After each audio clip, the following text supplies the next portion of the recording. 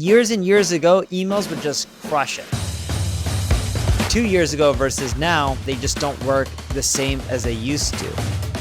And the main reason for that is personalization. But with newsletters, open rates and the click rates go through the roof.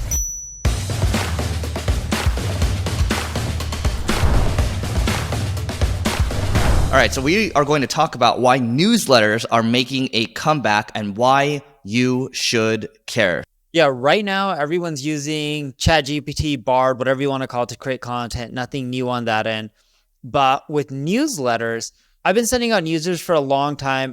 We recently did an episode of me breaking down, sending out, I think it was like 255 million emails, and we were screen sharing some of my email stats. But years and years ago, emails would just crush it. And I'm still getting on average like a 40+% open rate, which is really good. The big difference though, 2 years ago versus now, emails have lost its luster and they just don't work the same as they used to. And the main reason for that is personalization.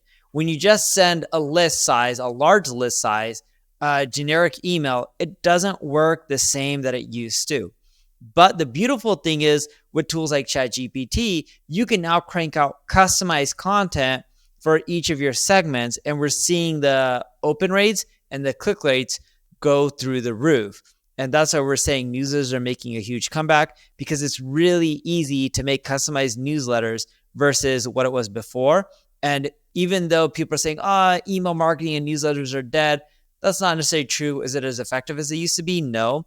But if you personalize the emails and customize them and segment your audience, and maybe you have like 8 or 9 or 10 different emails that you're sending out in a blast, in essence, 1/10 of your list gets one email, another 10th gets another email, and so forth, so on. We're seeing the conversions just go through the roof. We've talked about this in the past too, in terms of how marketing is getting harder and how you have to figure out how you can collect first-party data. And first-party data means collecting emails, collecting SMS, and things like that. The easy mode is off, hard mode is back on, and newsletters should be added to your stack.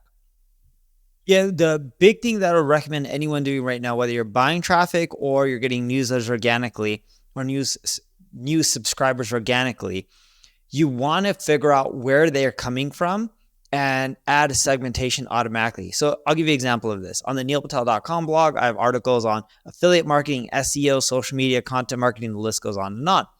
If we know that someone came from an SEO article and that's what they're reading when they subscribe to our newsletter, we'll add in a note that they're interested in SEO.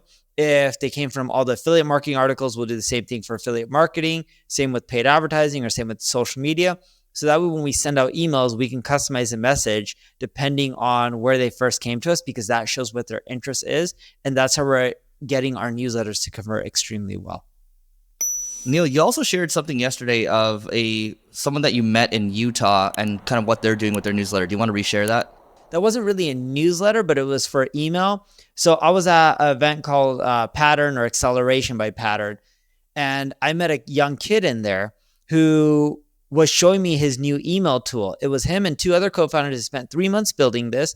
And what they've created is you can send an email, but within the email, you can buy. You can be a lead, you can buy. You can do whatever within the email so you don't have to go to the website. Example of this is if you sell t-shirts, in the email, they can select the color, the size, and check out right then and there in the email without going to your website and pay for it and get it delivered to them.